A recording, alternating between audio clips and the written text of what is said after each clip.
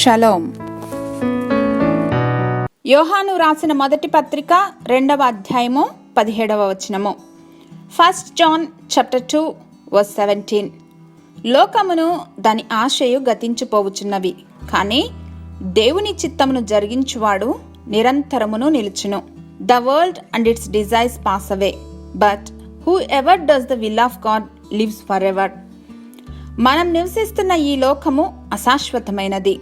ఇంతలో కనిపించి అంతలో మాయమైపోతుంది. వస్తువులు చిమ్మెట పడతాయి, దొంగిలింపబడతాయి. ఆర్థిక వ్యవస్థలు హెచ్చుతగ్గుల మధ్య ఊగిసలాడుతూ ఉంటాయి. కంటికి కనిపించేది, మనం తాకగలిగినది ఏది కూడా శాశ్వతం కాదు. There is nothing in this life that will last for ever. పరిశుద్ధ లేఖనాల ప్రకారం ఆకాశం, భూమి కూడా గతించిపోతాయి. అందుకని నశించిపోయే క్షయమైన వాటిపైన కాక శాశ్వతంగా నిలిచిపోయే అక్షయమైన వాటిపైన మనస్సును నిలపమని దేవుడు జ్ఞాపకం చేస్తూ ఉన్నారు.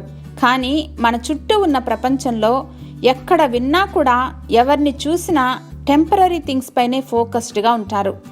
ఏమి ధరించాలి, ఎక్కడ నివసించాలి, ఎలాంటి ఖరీదైన కార్లలో తిరగాలి, ఎలా బ్యాంక్ బ్యాలెన్స్ పెంచుకోవాలి, ఇంకా వీటి కొరకు ఇతరులతో పొంతనలేని కంపారిజన్స్. క్రైస్తవులుగా వీటన్నింటితో మనకేమీ అవసరం లేదు. ఎందుకంటే we don't belong to this temporary world. ఎవరైతే దేవుని చిత్తాన్ని జరిగిస్తారో వారెల్లప్పుడూ నివసిస్తారు.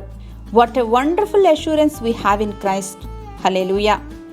సర్వశక్తివంతుడైన మా తండ్రి, మా విశ్వాసమునకు కర్తయు దానిని కొనసాగించు క్రీస్తు పైన మాత్రమే మా కన్నులు నిలుపుకొనులాగున మమ్మను బలపరచమని యేసు నామములో వేడుకొని పొందుకొని మా ప్రియ పరలోకపు తండ్రి.